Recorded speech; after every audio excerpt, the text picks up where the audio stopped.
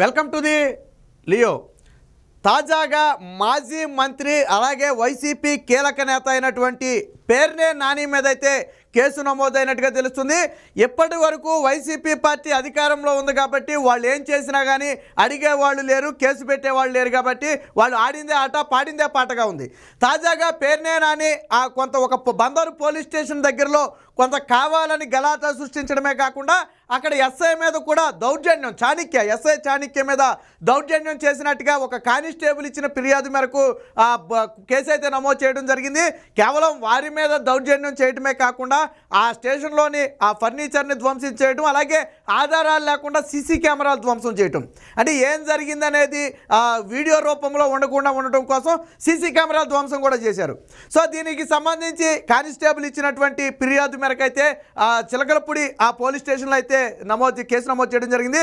దాదాపుగా 3 సెక్షన్ల కింద 143, 180కి సంబంధించి 180 అలాగే 427 ఈ 3 సెక్షన్ల కింద కేసు నమోదు చేయడం జరిగింది. ఒకటి నిబంధన అంటే ఎన్నికల కోడ్ అమల్లో ఉన్న సందర్భంలో ఇలాంటి గలాటా సృష్టించినందుకు కానీ ఒక కేసు, అలాగే ఆ సీసీ కెమెరా ధ్వంసం చేసి స్టేషన్లో ఫర్నిచర్ ధ్వంసం చేసినందుకు గాను ఒక కేసు, ఇలాగా వివిధ రకాల కేసులు అయితే నమోదు చేయడం జరిగింది. దీని మీద వైసీపీ నేతలందరూ కూడా కలిసి అంటే కొంతమంది మనుషులను తీసుకువెళ్ళి ఆ ప్రాంతంలో అయితే గలాటాకి దిగడం జరిగింది.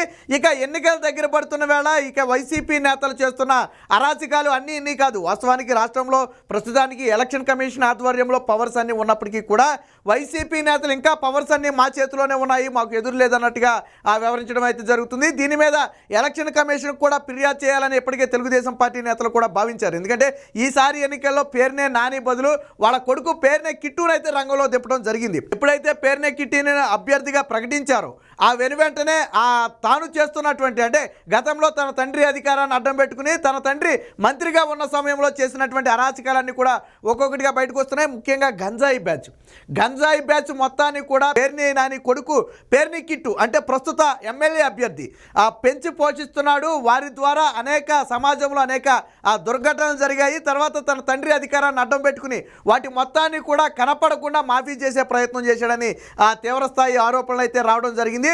ఇక వైసీపీ నేతల మీద కేసు నమోదు అవడం అనేది రాష్ట్ర వ్యాప్తంగా ఒక ఇంత సంచలనంగానే మారింది. అందులోనూ పేర్నే నాని లాంటి వారి మీద కేసు నమోదు చేయడం అంటే, ఒక మాజీ మంత్రి మీద కేసు నమోదు చేయడం అంటే ఒక ఇంత సాహసం అనేది చెప్పాలా. ఇంతకుముందు గతంలో పోలీసుల్ని దుర్భాషలాడిన పోలీసుల మీద చేసుకున్నా కానీ ఎవరూ ప్రశ్నించలేని పరిస్థితి. బట్ ఇప్పుడు ఎలక్షన్ కోడ్ అమల్లో ఉన్న సమయంలో కాబట్టి పోలీసులు, అందులోనూ ఈ ప్రభుత్వం ఎలాగా మారిపోయే ప్రభుత్వం అది అందరికీ తెలిసిన విషయమే కాబట్టి పోలీసులు కూడా ఖచ్చితంగా కొంత ఆత్మగౌరవం ఉంటుంది కదా. వీళ్ళు ఎంత రుబాబు చేసినా ఎంత దౌర్జన్యం చేసినా తిరిగి వాళ్ళ మీద దాడి చేస్తారంటే ఎవరు చూస్తూ సహించే పరిస్థితి ఉండదు. ఇప్పటివరకు అంటే జగన్మోహన్ రెడ్డి పైన ఉన్నాడు, వీళ్ళ చేతిలో పవర్ ఉంది కాబట్టి వీళ్ళు ఆడిందే ఆట పాడిందే పాటలాగా ఉండేది. బట్ ఇప్పుడు పోలీసుల్లో కూడా చలనం వచ్చింది. ఎలక్షన్ కమిషన్ ఆదేశాలు కూడా చాలా స్ట్రిక్ట్గా ఉన్నాయి. మీరు రూల్స్కి అతిక్రమించి కన్నా ప్రవర్తిస్తే మేమే చర్యలు తీసుకుంటామని చెప్పి ఎలక్షన్ కమిషన్ చెప్పిన పరిస్థితి. అనేక మంది ఐఏఎస్ ఐపీఎస్లు ఇప్పటికే సస్పెండ్ చేసిన పరిస్థితి. సో ఈ నేపథ్యంలోనే ఎన్నికల కోడ్ ఉల్లంఘించినందుకు గాను పేర్నే నానితో పాటు తన అనుచరుల మీద ఎవరినైతే దౌర్జన్యం చేయడానికి కొంతమంది ఒక గ్యాంగ్ని అయితే పేర్నే నాని చేసుకుని వెళ్ళాడో వారందరి మీద కూడా కేసులు అయితే నమోదు చేయడం జరిగింది. ముఖ్యంగా ఎస్ఐ మీద దురుసు ప్రవర్తన, విధుల్లో ఉన్నటువంటి పోలీసుల పట్ల దురుసు ప్రవర్తన మీద కూడా కేసు అయితే నమోదు చేశారు. ఇక ఈ ఘటనలన్నిటి తర్వాత ఎలాగైనా వెలుగులోకి వస్తాయని తెలుసు కాబట్టి ఆధారాలు ధ్వంసం చేయడం కోసం సీసీ కెమెరాలను కూడా ధ్వంసం చేసే ప్రయత్నం చేశారు. సో వీళ్ళు ధ్వంసం చేస్తున్న అంశాలన్నీ కూడా సీసీ కెమెరాలో ఆల్రెడీ రికార్డ్ అయి ఉన్నాయి. సో ఈ సాక్ష్యాల ఆధారంగా ఒక కానిస్టేబుల్ ఇచ్చిన ఫిర్యాదు మేరకు చిలకలూరిపేటలో అయితే కేసు అయితే నమోదు చేయడం జరిగింది. కేసు నమోదు చేసినప్పటికీ కూడా వాళ్ళ ఆగడాలు మానలేదు. కేసు నమోదు చేసినా మమ్మల్ని ఎవరు ఏం చేయలేరని ఒకంత నాని కూడా ఒకంత దురుసుగా మాట్లాడి ఒకంత మనం మాట్లాడలేని భాషతో దుర్భాషలాడారని చెప్పి అక్కడ స్థానికంగా చూసిన వాళ్ళు చెప్తున్నారు. ముఖ్యంగా పోలీసులను అంటే ఎప్పటి వరకు మాకు కొమ్ము కాశారు కదా, ఈ రోజు మాకే ఎదురు తిరుగుతారని బహుశా పేర్ని నానిలో ఒక అసహనం ఏదన్నా వచ్చిందేమో. వాస్తవానికి ప్రజలతో మమేకం అవుతూ ఎన్నికల ప్రచారం చేసుకోవాల్సిన పేర్నే నాని ఇలా కొంతమంది గోండాలను రౌడీలను వెనకమాలేసుకెళ్ళిపోయి దౌర్జన్యం సృష్టించడం ఏంటని చెప్పి ప్రతిపక్షాలు కూడా గట్టిగా ప్రశ్నిస్తున్న పరిస్థితి. తన కొడుకును గెలిపించుకోవడం కోసం ఇలాంటి రువ్వాబులకి దిగితే ఎవరూ చూసే పరిస్థితి లేదని, ముఖ్యంగా అందులోనూ ప్రజలకు రక్షణగా నిలవాల్సిన పోలీసు పోలీసుల మీదే పేరునే నాని తన అసహనం వ్యక్తం చేయడం, వాళ్ళ మీదే దాడి చేయడం, ఎస్ఐ మీద దాడి చేయడం, ఇవన్నీ కూడా చూసేవాళ్ళకు కూడా ఏంటంటే ఇబ్బెట్టుగా ఉంది. ఇప్పటి వరకు తను మంత్రిగా ఉన్నాడు, ఒక హోదాలో ఉన్నాడు, ఒక ఉన్నత స్థానంలో ఉన్నాడు. సరే, అది అప్పుడు ఏం జరిగింది అనేది పక్కన పెడితే ఇప్పుడు కూడా దాన్ని కాపాడుకోవాలా. ఒక మాజీ మంత్రి ఎలా ప్రవర్తించాలో అలా ప్రవర్తించాలి, కానీ ఏదో వీడి దేవుడినో లేకపోతే ఇంకొకళ్ళు ప్రవర్తించినట్టుగా పోలీసుల మీద దురుసుగా ప్రవర్తించడం వల్ల ఇప్పుడు కేసు అయితే నమోదు చేయడం జరిగింది. ఇప్పుడు ఈ కేసు నమోదుతో ఆ పేరునే కిట్టు వ్యవహారం కూడా మరొకసారి వెలుగులోకి వచ్చింది. ఇందాకే చెప్పినట్టుగా గంజాయి బాచిని లేదా ఎవరైతే చిల్లర మొక్కుంటారో వాళ్ళందరినీ కూడా ఆ పేరునే కిట్టువే పెంచి పోషిస్తున్నాడు. వాళ్ళందరినీ కూడా ఇప్పుడు ఎన్నికల ప్రచారంలో వాడుకుంటున్నాడు. ఒకవేళ అవసరమైతే బెదిరింపులకు భయభ్రాంతులకు కూడా దిగుతున్నాడని చెప్పి ప్రతిపక్షాలు అయితే తీవ్రంగా ఆరోపిస్తున్న నేపథ్యం, ఈ ఘటన మీద ఎన్నికల సంఘం కూడా జోక్యం చేసుకోవాలి. ఇప్పుడు ఏదైతే పోలీసులు విధులకు ఆటంకం కలిగించడమే కాకుండా ఆ సీసీ కెమెరాలు ధ్వంసం చేశారు, ఇదేమి చిన్న విషయం కాదు. ఎన్నికలు ఇంకా ప్రారంభం కాకముందే ఈ విధంగా ఉందంటే రేపు ఎన్నికలు సజావుగా సాగుతాయంటే అనుమానమే కలుగుతుంది. కాబట్టి దీని మీద ఎలక్షన్ కమిషన్ కూడా జోక్యం చేసుకోవాలి.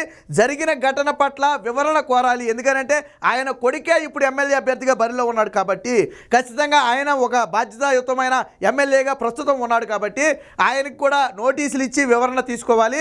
పోలీసుల మీద చేసిన దాడికి కానీ, దౌర్జన్యం కానీ, లేదా ప్రజాస్వామ్యం మీద చేస్తున్న దాడులకు కానీ ఖచ్చితంగా ఎలక్షన్ కమిషన్ అడ్డుకట్ట వేయకపోతే, ఇప్పుడు పేరునే నాని చేశాడు, రేపొద్దున ఇంకొక వ్యక్తి చేస్తాడు, ఎల్లుండి ఇంకొక వ్యక్తి చేస్తాడు. సో అంతిమంగా ఏంటంటే ప్రశాంత వాతావరణంలో జరగాల్సిన ఎన్నికలన్నీ కూడా ఒక భయభ్రాంత వాతావరణంలో జరిగే అవకాశం ఉంటుంది. ఏది ఏమైనా తాజాగా పేరునే నాని మీద కేసు నమోదు చేయడంతో ఆ రాష్ట్ర వ్యాప్తంగా కూడా ఒక ఇంత ఉత్కంఠ రేగిందని చెప్పొచ్చు. ముఖ్యంగా పేరునే నాని అనుచరులు కూడా దీని మీద తీవ్ర స్థాయిలో నిరసనలు వ్యక్తం చేస్తున్నారు. మా నాయకుడి మీదే కేసు నమోదు చేస్తారా, ఇదంతా కుట్రలో భాగమని. ఇందులో కుట్రలో ఉంటాకి ఇప్పుడు చంద్రబాబు నాయుడు గారే ముఖ్యమంత్రి కాదు కదా, పోనీ ఆయన ముఖ్యమంత్రి అయిన తర్వాత కేసు నమోదు చేస్తే ఇదిగో అప్పుడు ఇబ్బంది పెట్టారు కాబట్టి ఇప్పుడు మమ్మల్ని ఇబ్బంది పెడతారని చెప్పడానికి ఉంటుంది. ఇప్పుడు పవర్స్ అన్ని ఎలక్షన్ కమిషన్ చేతిలో ఉన్నాయి. ఇంకా కొద్దో గొప్ప చెప్పాలంటే పోలీసులు కానివ్వండి, ఇతర శాఖలు కానివ్వండి, కొద్దో గొప్ప వైసీపీకే పనిచేస్తాయి. ఎందుకంటే ఇంకా జగన్మోహన్ రెడ్డి అపదార్మ ముఖ్యమంత్రిగా ఉన్నాడు కాబట్టి కొద్దో గొప్ప వాళ్ళకే పనిచేస్తాయి. మరి దీంట్లో కుట్రకోణం ఏముందో అర్థం కావట్లేదు. దాడి చేసింది స్పష్టంగా ఉంది, సీసీ కెమెరా ధ్వంసం చేసింది స్పష్టంగా ఉంది, ఎస్ఐ మీద దుర్భాషలాడినట్టు స్వయంగా కానిస్టేబుల్ ఫిర్యాదు చేశాడు. సో అన్ని పక్కాగా ఉన్నప్పటికీ కూడా మళ్ళీ దీన్ని ఏదో ఎప్పటి వరకు ప్రతిపక్షాల మీద నెట్టినట్టు దీన్ని కూడా ప్రతిపక్షాల మీద నెట్టే ప్రయత్నం చేస్తున్నారు. ఏది ఏమైనా పేరునే నాని చేసినటువంటి దాడి ఘటన వెనక ఆ కుట్రకోణం ఏదో దాగి ఉండి ఉంటుంది. అలజడి సృష్టించాలనే కోణంలోనే ఈ దాడి చేసినట్టుగా ప్రతిపక్షాలు ఆరోపిస్తున్నాయి. ఖచ్చితంగా ఎలక్షన్ కమిషన్ కూడా జోక్యం చేసుకుని దీని నుంచి పూర్తి స్థాయి వివరణ అయితే పేరునే నానిని కోరాల్సి ఉంటుందని చెప్పి పోలీస్ శాఖ కూడా చెప్తున్న పరిస్థితి.